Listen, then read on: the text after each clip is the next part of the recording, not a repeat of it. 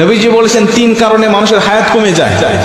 তিনটা আমল করলে, তিনটা বদ আমলে মানুষের হায়াত কমে যায়। দুনিয়ার জমিনে হায়াত কমে যায়, কমতে থাকে, হায়াতও কমে যায়, রিজিকও কমে যায়।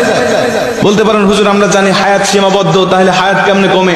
নবীজি বলছেন, বুখারীর বর্ণনায় আবু হুরায়রা রাদিয়াল্লাহু তাআলা হাদিসটা বর্ণনা করেছেন, মানুষের কিছু নেক আমলের কারণে হায়াতের মধ্যে আল্লাহ বরকত দান করে, আবার বদ আমলের কারণে আল্লাহ পাক মানুষের হায়াতের মধ্য থেকে বরকত ছিনিয়ে নেয়, ওই মানুষটা দ্রুত দুনিয়া থেকে বিদায় নিয়ে চলে যায়। হায়াত নির্ধারিত, রিজিকও নির্ধারিত, কিন্তু আল্লাহ পাক এর মধ্যে বরকত রেখে দেয়। একটা উদাহরণ দিয়ে ভালো বুঝবেন। হালাল পথে কেউ ইনকাম করে মাসে 10,000 টাকা, হারাম পথে কেউ ইনকাম করে মাসে 50,000 টাকা। এই হালাল পথের ইনকাম করা ব্যক্তি দেখবেন মাস শেষে খেয়ে দিয়ে আরো 2,000 টাকা ইনকাম করে সেখান থেকে সঞ্চয় করতে পারে। 50,000 টাকা যিনি হারাম পথে ইনকাম করে, মাস শেষে তাকে আরো 10,000 টাকা ঋণ করতে হয়। কথা কোন ঠিক কি না? তার মানে হালালের মধ্যে আল্লাহ বরকত রেখে দিয়েছেন, হারামের মধ্যে কোনো বরকত নেই। নবীজি বলছেন হাদিসের মধ্যে, যদি ওই ব্যক্তি আল্লাহ পাকের নাশুকরি করে, আল্লাহ পাকের শুকরিয়া আদায় থেকে মুখ ফিরিয়ে নেয়, তখন আল্লাহ পাক তার হায়াতটাকে সংকীর্ণ করে দেয়, হায়াতের মধ্যে থেকে বরকত আল্লাহ পাক ছিনিয়ে নেয়। এজন্য সব সময় আমরা হায়াতের আল্লাহ পাকের শুকরিয়া আদায় করতে থাকবো ইনশাআল্লাহ। যে পজিশনে রেখেছি আমরা ওই পজিশন থেকে শুকরিয়া করব।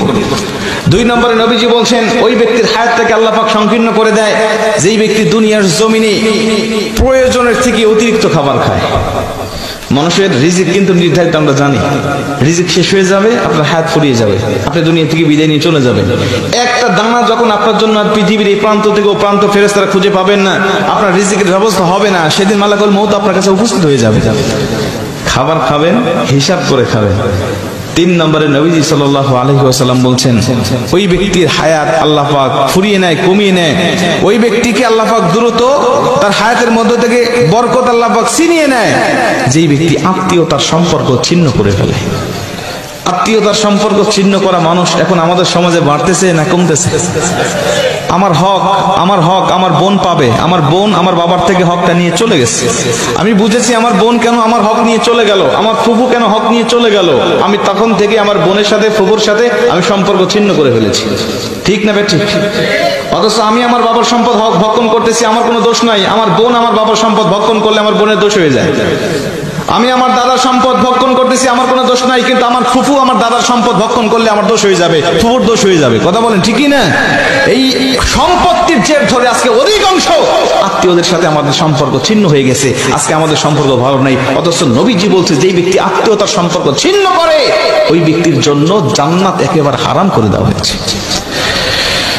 আজকে দেখেন আপনার আত্মীয়র মধ্যে কার সাথে সম্পর্ক আপনার ঠিক নাই, মাহফিল থেকে গিয়ে আপনি তার সাথে সম্পর্ক জোড়া লাগানোর চেষ্টা করবেন। বোনের সাথে কথা বলেন না, বোনের সাথে কথা বলেন। ফুফুর সাথে কথা নাই, ফুফুর সাথে কথা বলেন। চাচা ভাতিজার সাথে সম্পর্ক নাই, চাচা ভাতিজার সাথে সম্পর্ক জোড়া লাগিয়ে ফেলেন।